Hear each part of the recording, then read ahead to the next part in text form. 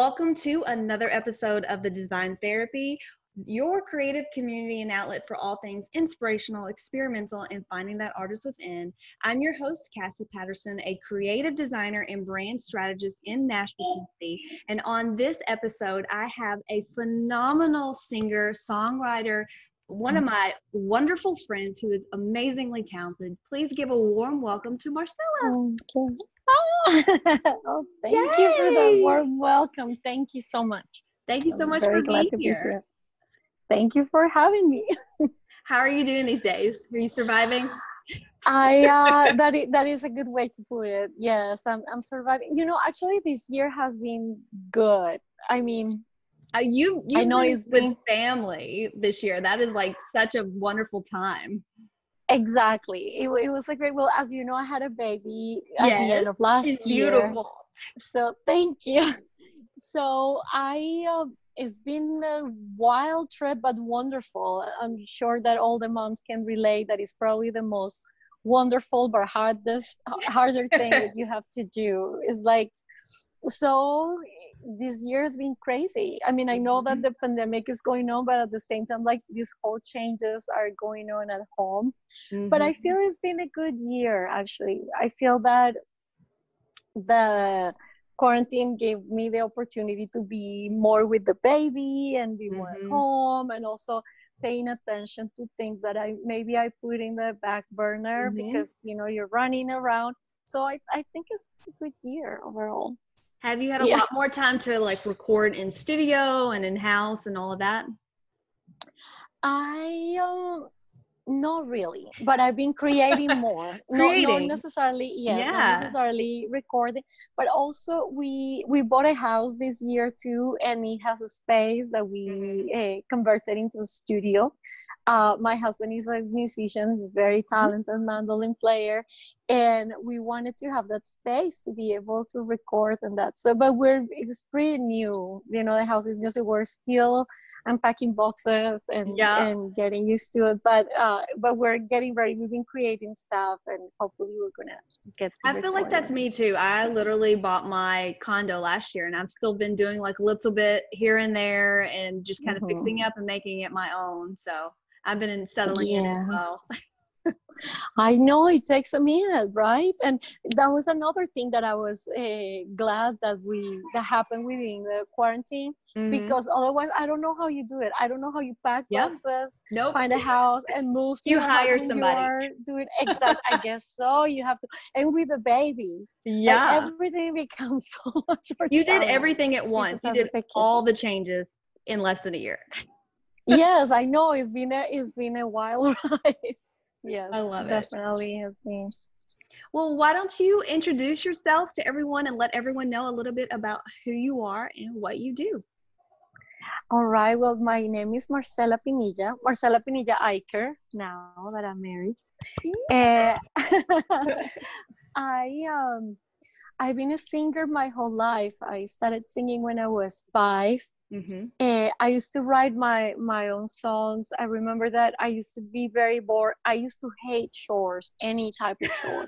So anything became a song, right? I guess so. Like we all relate. And my mom just made me do things, and I was like, so I'm making my bed, and it has to be done well, and just silly things in Spanish, of course. Yes. When I was back in Colombia, and I just been singing my whole life. I started singing professionally when I was 14.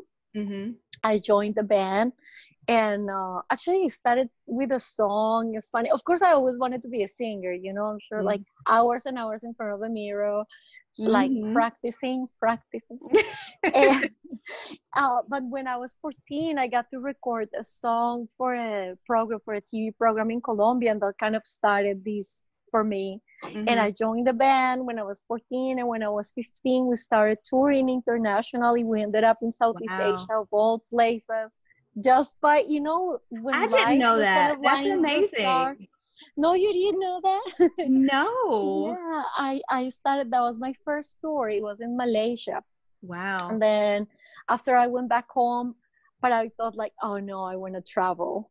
Like I feel that I was always like this. I always had that moving bug inside me, and when I went to my first tour. I was like, okay, this is definitely what I want to do. Mm-hmm. So I started touring, and I have to finish my high school homeschooling, just learning my own.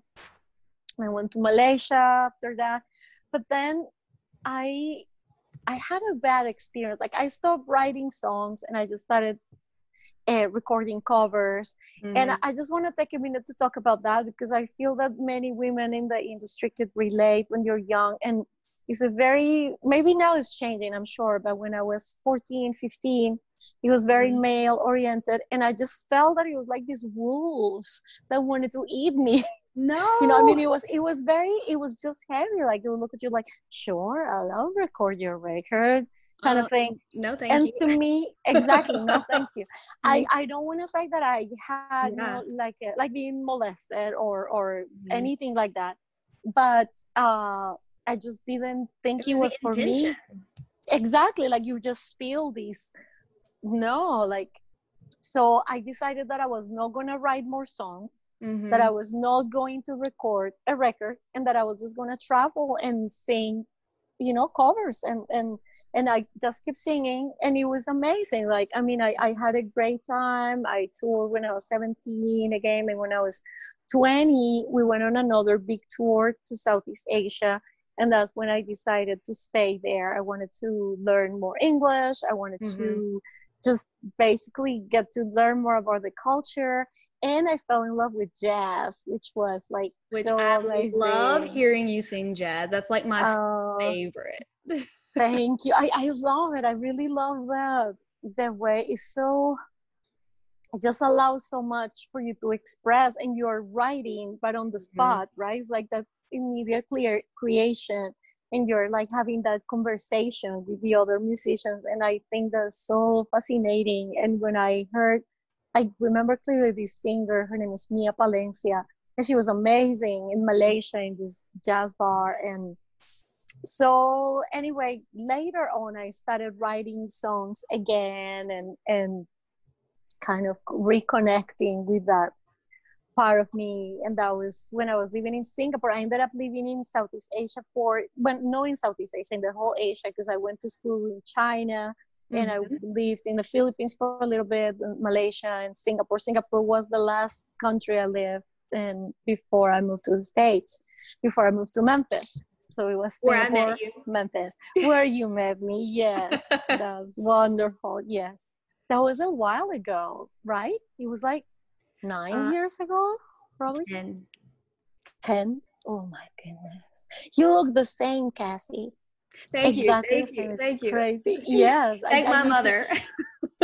we need to do a podcast about like beauty tips and like I'll cream. send you my favorite skincare line. Please do. I won't do a plug here, but I'll send you Okay, my. but please do, because really, I mean, you look the same. And 10 years, holy moly. Mm-hmm. It's been a while. But Memphis is a real dear place to me. I feel that Memphis is very, people there were very creative. They And it's almost are. like, right? And Mm-hmm. when you have like that turtle soul, that it is like Yes. not perfect, but it's real. It's Memphis is more real. Like, diversity and it mm-hmm. has that more eclectic vibe than a lot of places that I've been. It Yes. has like such, like you said, a creative soul. It's so unique. Yes, yes, definitely very unique, and it really inspired me. I mean, there I released my first EP Mm-hmm. and my first album, like the full Yeah. length album. And that was very fun, like very interesting. I have very good memories from Memphis. Mm-hmm. So I that's basically me. Well, I write songs, I do voiceovers as well. Mm-hmm. When I came to Nashville, I fell in love with interpretation, like first with Mm-hmm. simultaneous, conference interpreting, when people are speaking and you're speaking like real time in the other language. And I fell in love with that. I ended up going to the University of Hawaii to learn and to get a certification. And now I do that too. So, it's funny. I always thought that when you're a creative, like if you're an artist, you have to be an artist, or you can only be a musician or a singer. So otherwise it means that you're not good you don't have at to what be. you do. You can And you don't have to be. Yeah. Exactly. You do you. And I feel that interpreting makes me a better singer. Like I feel that it fulfills a part of my life. And there is time for everything. And now I'm actually learning Reiki. I always wanted to learn that, and I'm actually taking my thank you. It's really fun, and I'm learning Reiki for pets as well. Wow. So you can actually do it to your pets. And I've been learning about animals. Yeah, let's talk. Because it's fascinating, and I feel that all those things is like are part of or the creative process, or like how you just make your life richer. For me to get married and having the baby too, now I feel that being a mom is part of that. It's something that I really put in the back burner because I was touring and doing this and doing that. And then you learn that life is such not a perfect just that. time though, like it's so interesting how life works out, because we're in like traveling and moving about, and then at this right time when COVID hit, a global pandemic, you're with a family and your child, and it's just like and we're all quarantined at house. It's so interesting how like life works out for certain like people at certain times. And I know, you're totally right, and I feel so grateful for that, because I couldn't have planned. If I would have tried to plan, it wouldn't have worked, but it just worked.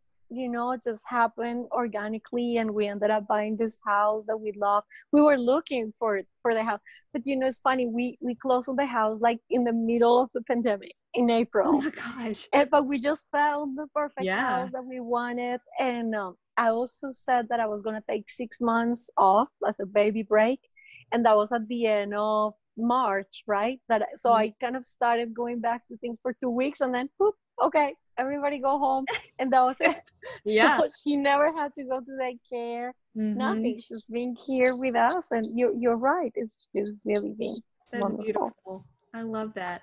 So do you have like a creative routine that you get into? So now that we're having to set like our own schedules and our own times, especially, being remote like 24/7, is there like a daily thing that you do to get like inspired for your music, or a routine to get you like in the mode for writing or songwriting or singing? I've been trying different things because I do have different ways of writing songs. Sometimes I call them the faxes, because you just get the idea, and it's like it will take you as long as it takes you to write it. Like it's like almost the whole thing comes in one, like choop. And then I get the idea, like lyrics and everything is like I just receive this information. Sometimes it's not like that. Like I kind of have to invite it. And like, oh, let's see, or I connect with the feeling or with something I want to say, or maybe like a chord progression that I like, or maybe recently I've been doing a lot of things with other people, so they will just send me something and I'll just play it. Collaboration. And then collaboration. I used to do that in dance a lot. I would like send a piece 30 seconds, and then the next dancer would do 30 seconds, and then we'd end up having a full routine. That's full routine. Exactly. It's nice because then it inspires you and it makes you think of things that you wouldn't have thought about on your own. So I actually recently this year I got a new toy, which is a looping pedal. Oh, and nice. I think I have it somewhere over there. But yeah, it's great because then you just do whatever, and then that makes you, that will inspire you to do something else. And so I've been trying to play around. It's been hard, actually. Honestly, with a baby, I feel that all those routines and all that are out of the window, and the routine comes whenever you have 2 seconds. You try to do the best you can, but then it's like, oh, what do I do? Do I clean? Do I shower? Do I try to write something? Do I I have half an hour before she wakes up again? Yes. So, but different things. I've been trying very recently, though, like maybe for the past month, to give that priority, and more than really write anything specific, just kind of connect, right? Like, when you go to the space, when you feel connected to the universe, I've been trying to give that priority. Like I would light a candle, I'll maybe play some slow music and Set I the mood. meditate. Exactly. And I just try to, and whatever happens at that moment is okay. Like if I write or not, or if I just feel like singing or like whatever, but really give that my time, like a little, try to at least once a day, trying to have that. Do you ever feel like you write things and you continually have like this book or like tons of notepads, and then half of it's like garbage and then other half is amazing? Or how do you kind of like break through like what's good and what's not? Like, are some days harder than others? Like, Yes, there are some days that are harder than others.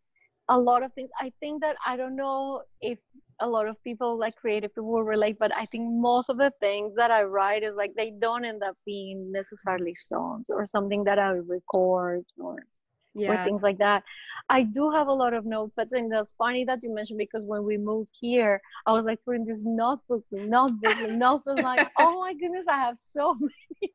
And some of them are like halfway, but then I will like be somewhere else and buy another one or grab another one because the idea can write in. So right now I'm trying to like organize them and things Yeah. like that. And honestly, like for the past, I don't count last year, because last year I was making a human in my body, and that was very hard for me. You can have a I break. had, you know, I suffer from hyperemesis gravidarum. I don't know if you're familiar with that. I I'm so remember you grateful that mentioning that. Yeah. that was very hard. That was super, super hard. So last year I just feel that it passed me in this black cloud, and then all of a sudden, oh, it was 2020. So but the year before, I did go to Bali for a while. Like I went into this like soul searching journey, because I got to the writer's block. You know, I was writing a lot, doing a lot of things, and then all of a sudden I was working with the people I always wanted to work with. Like I was like there, and I was like, suddenly I just got like, am I good enough? You know, I don't know if you've heard, for sure you've heard about that imposter. Oh yeah. It's an everyday battle. It's Oh my not something God. that like 6 months you're great or 1 year you're great and then a couple months you're bad.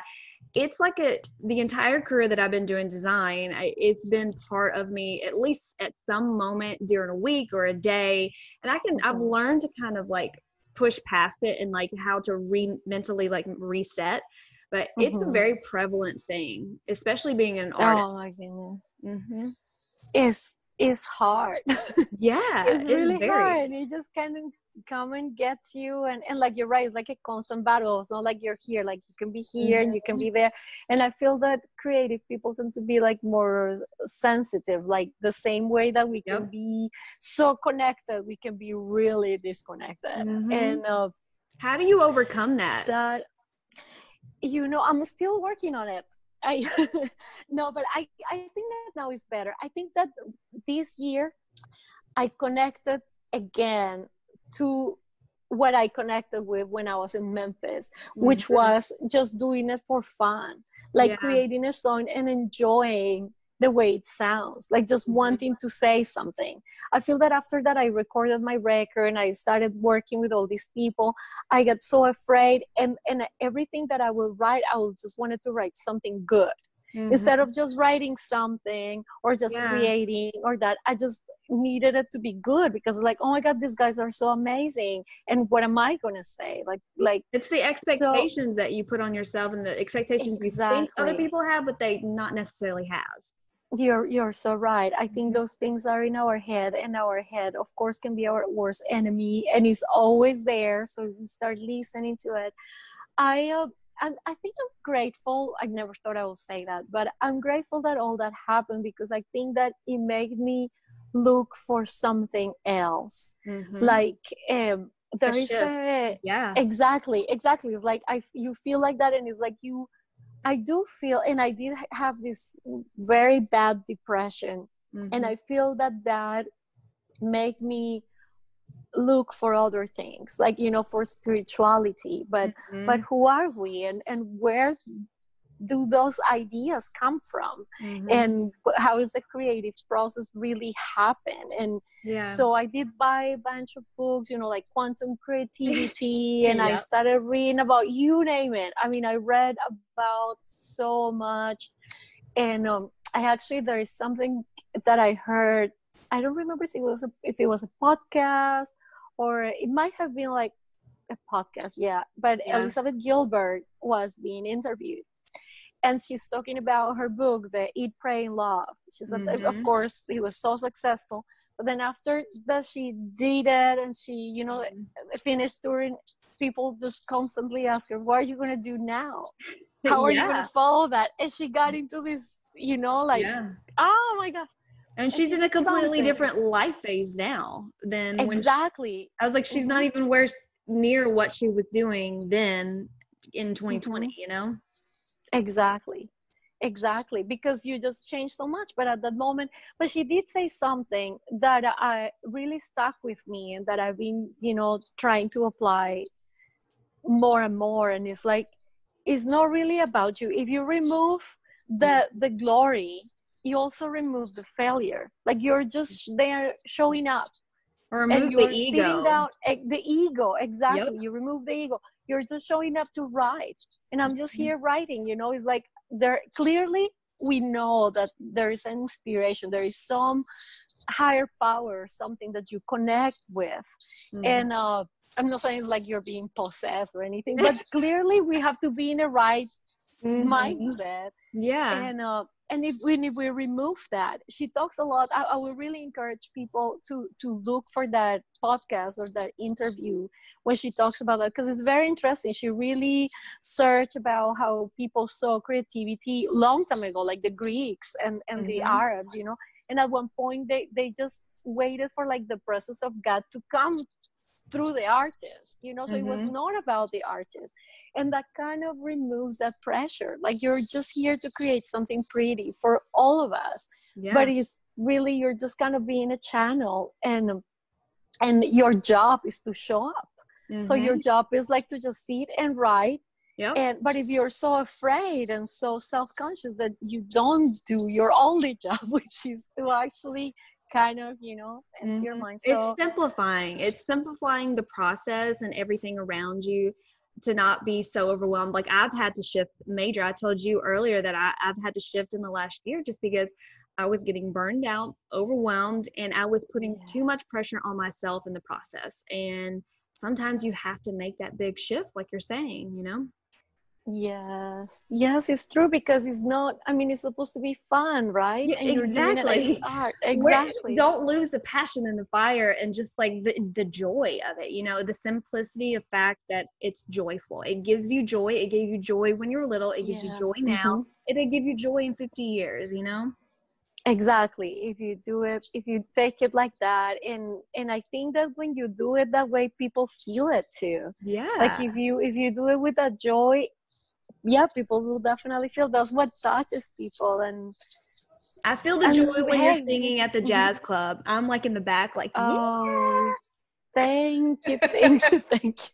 Oh, I just remember that night that you came to, and you were so cute because you had a project that was due, and you're like, okay, I want to listen, but I also have to work. And I thought it was so cute. And I don't have to do that anymore. I can come and listen and enjoy and not have to work on work. Well, hopefully we can do that soon, and we can go back to, you know, gathering. And yes, me too. We actually have a couple of live streams coming up. And we actually have one at Rudy's at the jazz room, but nobody was going to be there. You get to do it in the club though, right? But we get to do it in the club, which is different because it's not the same being at home. And we've done a couple of performances, and the other one that we're doing is in a studio. So it's also, you know, different, but at least we get to play. Oh, I can't wait. I'll be there. I've got my cocktail drink ready. And I'll be there. Okay, wonderful. I'll sashay in. You know, I really wonder when that's going to happen. Sometimes I like to think things I are like slowly opening up, you know. I think the movie theaters here are opening up at the end of August. So I mean, if movie theaters are opening, surely, you know, half capacity, like smaller venues can open. Yeah, because that's definitely a place where, yeah, It's like tiny, I but can you could see do that half capacity at least, at least. Talking about movies, there is a new, how you call that, the car cinema? I don't know how do you call A this when you go drive-through? in your car, a drive through? Yeah, Yeah. And at Plaza Mariachi. I want to go and check it out. oh my I gosh, I didn't know that. Yeah, that's pretty new. I think I'll it's have to like look it out yeah. too. Yeah. I think that would be fun. I was telling Isaac that I would like to go, on a Have you never day. been? And I think once in Memphis, They have a big a one there. long time ago. And, but I didn't really have a good time because it was very hot and the air Well, conditioner Memphis is didn't hot. work very well. It was very hot. And we tried the windows down and the bugs were crazy. So I remember that my experience was like, boom, Yep. boom, I don't think a mosquitoes. lot of people know that even 3 hours being in Nashville from Memphis, there's a drastic humidity and heat difference. Yeah. Mm-hmm. Drastic. Like you get down to Memphis Yeah. and I'm like, I can't breathe. It's really, it's very humid for Yeah. sure. Yeah. Oh, Oh well, my, you'll have to go check out that movie theater. Those are fun. I used to do that when I was younger. It's a lot of fun. yeah, it makes me think about the movies, like when I Like was old movies. little and I used to be in Colombia and I used to watch movies from the States and Uh-huh. people go, we don't have that in Colombia. To know, like, Mhm. wow, that's amazing. By the way, that's funny. When I first moved to the States, things just looked like the movies. Like I would be Yeah. walking in Memphis and I would be like, I was in the movies because I'm in the movie. I'm in the movie. I'm ready for my close up. Exactly. Anytime now. No, not so close. And please, I'm here. Yeah. Right. I love it. I love it. Well, tell me a little bit. Do you have any artistic influences that kind of like influences the style or genre of music? Do you listen to old music since you like jazz or modern jazz? I know for me, I love old jazz. I love. Me too. Me too. And I listen, not so much right now. Right now, I've been trying to listen. I don't know if I told you this, but I love to rap. I love rapping. No And it's, way. Oh my yeah, gosh. and in Spanish. I cannot do it in English. Like, Okay. All right. for, Give me a beat. Give me a beat. oh my gosh. Okay, I'm gonna give you a little something that I was Okay. writing with this Spanish girl the other day, and it was like, me muero a vivir así estando contigo sin ti, sin saber lo que traerá la marea. There's something Yeah! like in between singing and rapping and whatever. I didn't know you could rap. But I loved it. When I was growing up, there was this music genre that was called merengue hip hop. Wow. So Okay. it was with the merengue beat, but then the Yeah. guys used to rap, and I used to know all those lyrics by Oh my heart. I gosh. mean, I loved it. So one time, and I don't even remember when I started doing this. I think it was when I was in Malaysia and I was doing shows with DJs, and they used to hire singers and musicians, and you will just improvise and create Yeah. this. So I think that's when I started doing it. But when I started doing it more was here, when I started working with my friend Victor Wooten. There was one time that we went to his friend house. He was doing something, Bootsy Collins, and he was like, oh, you need to do something in the song. And I thought, well, I hear a rap. And they were like, what? And so I just did I'm like, it. what? And then, it motivated me to do more. And now I'm trying to do more. So now in the band, like I do a little bit of that and like over salsa bits. So it's like I'm gonna need you to do a full rap, beginning to end rap song, just featuring you. I'm gonna need you to record it and put it out there, just for fun. Just for fun, right? That's what I keep telling fun. myself. Just for fun. It's like, why not? You got to do it to Baby Got Back beats. I'm just kidding. Oh my God, that song. I call it rap, but it might not be like full on rap because I feel that I kind of sing it too because I'm a singer. I guess it just happened. But yeah. Maybe you'll create a new genre. So maybe, well, there are some people that do things. You were asking me for like influences. There is a band from Colombia called Chop Kid Town, And I Okay. feel that they do kind of like that vibe. And one of my favorites recently that I've been listening to a lot is Residente from Calle 13. I don't know if you're familiar with him. He's from Puerto I Rico. And think son, so. atrévete que te Yeah. paso del Yep. closet. Yeah. I was like, I think He's it a, sounds familiar. he's a little dirty. Some of his lyrics can Well, be, I but only understand, half of what's being said. so okay, it's probably good. No, he's really good in my opinion. Mhm. He just has this flow, he's so I've been listening to him a lot.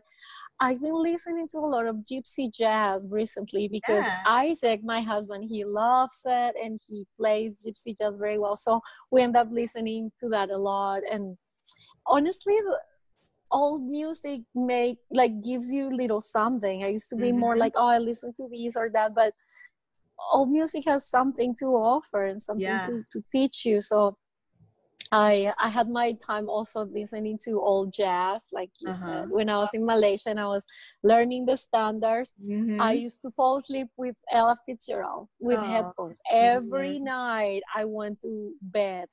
I just let her play. Yep. And I listened to Sarah Vaughan and Billie Holiday. And it was, the classics, all the Mhm. classics. I have a big collection with all those songs My with my favorite friend is Alina Ramirez. Sammy Davis Jr. Oh, I loved him too. He was so charismatic, and so He's there was comic. one. He's a comic. Mm-hmm. He played Yes. into. He did these skits, but also singing, and then would go back into the skit. And I was like Mm-hmm. mind blowing at how much his range. Yes, his range is like every note, like you will feel it too. Like he has so much intention Yep. and so much. Yeah, he's is one of my favorites too, He for led such a sure. crazy life, though. Whew. I almost think that sometimes it just comes all to like with that. Like it's like if you want this side, you have to deal with this other side for some Mhm. reason. Like I used to think that, oh no, if you're good, like I mean, I don't want to say good or bad, those are like so, but right, like it's this, and no, it's like so much more. Like it's just a Mhm. broad canvas, different Mhm. colors, and you just have to embrace them. Like one thing throughout your entire career that has really stuck with you, like that's been very impressionable on, who you are as an artist, or some advice that has been like really just ingrained in you. Oh, I think, well, there are many, it's hard Mhm. to think because that you meet people along the way that really gives you these words of wisdom that Mhm. make you go like, oh wow. And I feel I've been blessed to have that, like people that have like pointed me in Mhm. different directions. I started so young, and now that I think about, like 15 years old, like traveling around the world touring, That I when I didn't look know at a this. 15-year That's old, like, crazy. what? I know, Yeah. now that I think about it, it's crazy. But at the time, I I was was like, on a farm no. at 15. And that was probably a good idea. I mean, I did had a great time, but I also had to grow up pretty quickly, Mhm. and that was hard too. I feel that I missed some things, like I missed out Yeah. on just having like a normal child. I was never normal though, and I suffer. And I'm not saying this like in a good way. It was more like a bad way because I always suffer. I feel that I didn't really belong. I was just like weird. And I feel like a lot of us oh artists feel like we god, don't fit in, and that's why we create such beautiful pieces, because we're trying to express that not being able to fit in with the trend or the crowd. you're probably right. And because of that, I ended up spending a lot of time by myself, and that's when I used to write my song when I was a girl. And I used to listen to music all day, like every Mhm. day. That's all I did, listening to music. I listened to so much salsa. It's funny because when we travel with Isaac, that we play salsa in the car, I know all the songs. And it was like, Yeah. all the lyrics, and I probably do Yeah. because I just listened to so many.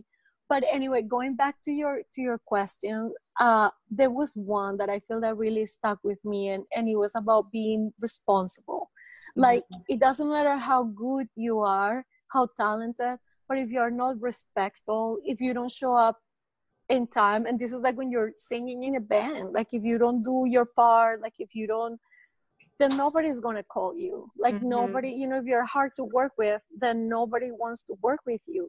And I feel that I learned that being very young, because the first band that I joined, the guy was like that, like, you know, 10 was 10, no 5 past 10. And we used to practice every day. We were like committed to presenting a show that was good for people. And I feel that honestly, I've been in many bands after that, but the commitment that the band had, I've never been in a band up to until now that was so committed. And now that I look back, we really weren't that good. I mean, we were starting. How good could I have been if I was just 14? I was just learning to do harmonies. But we were so dedicated, and we did it with so much love. Cassie, we played all the time. I'm sure that there were people that were jealous of us because we probably sucked, but we always had concerts. We were touring the world, and it was just 4 of us. And it's actually funny because the band was 4 of us, and it was 3 singers and 1 pianist. Imagine the band. And he used to program things. He used to have like a lot of keyboards. He was like very, I mean, at the time, I'm 37 now. And at the time I was 15, let's say 15. Yeah. So it was like kind of futuristic. He has like these slides and these keyboards. I know. And it was the 3 of us. The 3 of us we were dancing, you know, and we were doing this beautiful harmony. Sometimes it was a 4 parts harmony, but that was the band. So there was no drummer, no bass, no nothing. We didn't know any better. Like that was it. And we were playing all the time. I make so much money. I remember when I started singing with them in December, like I couldn't believe, like I was like, I'm gonna be a singer my whole life. I was 15 and it's funny. And honestly, I feel it was that, like being so committed, so respectful with the people we used to work with. We used to give it all. Like we will sweat on the stage. And yeah, that's how I did all those tours and stuff. So I think that was a good one that I learned, like, you know, just being respectful, and that helped me so, like, it shaped you who you are now. I think so. And it was that, you know, being respectful, being responsible, and also no excuses, and make it happen. Like, and in Spanish we said, búsquele la comba al palo, which is like, just find the way to do it, you know? And he was like that. Like, I remember Gaston, he was really like that. And that stuck with me. And not just for music, but for everything. Is like, don't say no, just find a way to do it. Yeah. So that's such a good lesson for everyone to know, is just keep pushing, be responsible and respectful, and keep going, find a way. And find a way. Exactly. It's not like, don't say, oh, I don't know, I quit. I remember when I was touring, when I was touring, like I was a Latin singer, really. I mean, mostly. Then I fell in love with Whitney Houston and Mariah Carey. I joke that that song, the I Will Always Love You, which is Dolly Parton's song. Thank you, Dolly. I love Dolly Parton. And that song bought me my first car because everybody wanted it at their wedding. They wanted to hear it. Yeah, they wanted to hear it. And I remember I was like, do you speak English? No. Can you sing that song? Of course. I would never say no. Like, why? I know the song. I don't speak anything else. I don't say exactly. And I will sing it. Sometimes I will sing it like three times a day at 3 different weddings. Yeah. We used to have this show with a sax player, you know, because the solo about Kirk Whalum, which now is my friend, by the way, whom I met in Memphis and who ended up playing in my record. One of those musicians that were like, oh my goodness, okay, this is happening, really happening. And you know, just make it happen. When I was in China, I did work with a band.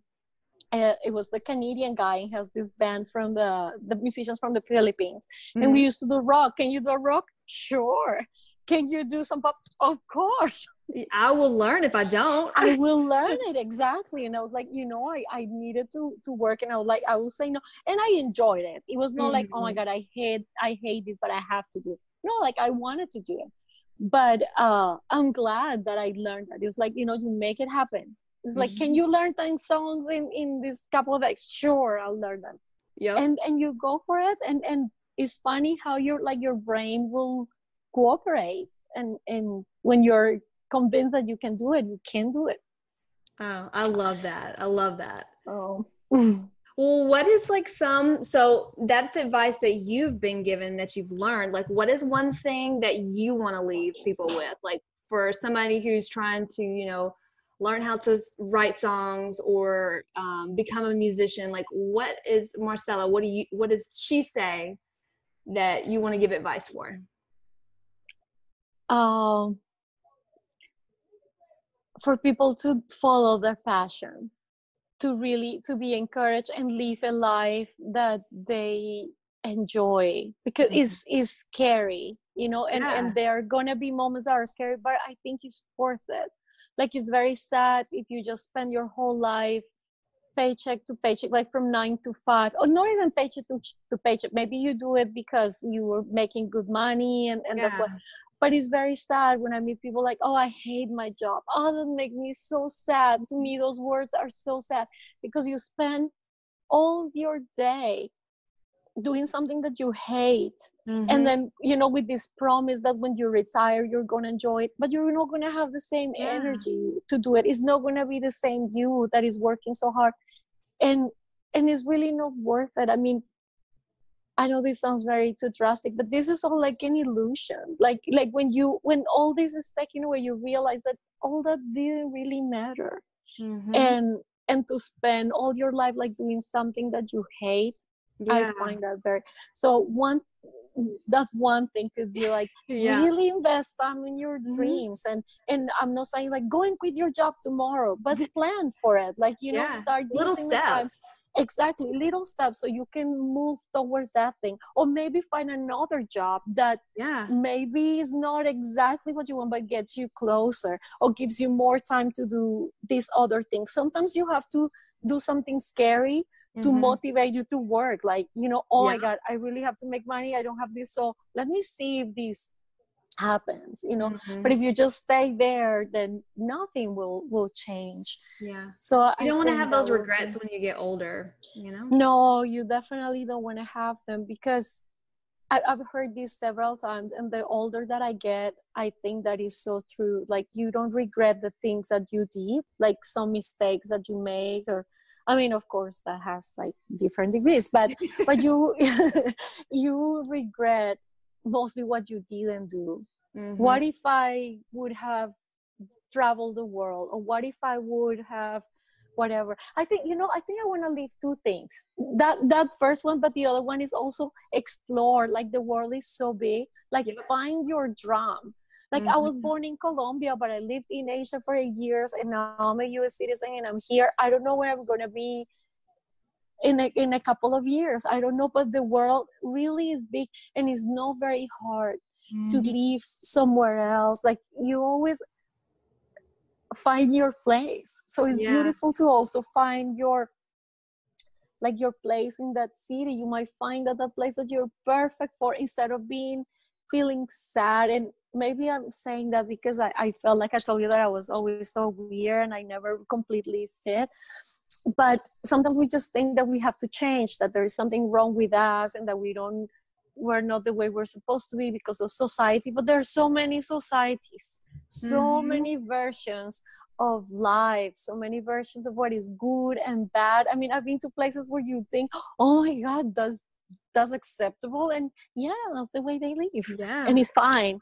So by all means, like, travel the world. Is so big and so Find your beautiful. version.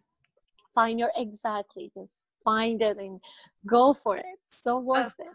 I love that. Well, thank you so much. I loved hearing, more about your story. I Thank know you, Cass. we've talked before, but I love sharing your story and letting people know, there's so many different Thank avenues you. and ways that you can get to where you're at, and it's not going to look the same for everybody. Exactly. And that's the beauty of it. I think that's what keeps us going, and Yep. inspiring each other is so We're amazing, not that there is alone. no We one. have each other. Exactly, which is also like a big part of it, to learn to listen to others, and to get what is good for you. The other one, you just let it go, but just don't be afraid to be open and Yeah. bye. Well, thank you again. Well, let everyone know where they can follow you, heart you, subscribe you, all the social and website. Okay, my website is Marcela Pinilla. That's Marcela, one L in Spanish, Marcela. And my last name is Pinilla, PINILLA.com, marcelapinilla.com. And that goes for Facebook, Marcela Pinilla. Instagram, Marcela Pinilla Music, and that's Spotify, YouTube, all that, Marcela Pinilla Music. And I'm looking forward, if you guys heard this podcast and you want to share with me tips for being more creative, or if you like the stories, or if you have stories about that, oh, I remember when I quit my job and I did that. I would love to hear it, because that keeps me going. It keeps me inspired. So please feel free to send me a message if you want to chat. I would love to hear from you guys. Oh, I love that. Thank you so much. And all of those links will be in the description below. Thank you. Yeah. Thank you for that. Thank you so much for joining us on this episode. Make sure that you're following The Design Therapy as well at thedesigntherapy.co, and on Instagram, Facebook, Pinterest, and LinkedIn at The Design Therapy. I hope to see you next time. Bye. All right. Bye.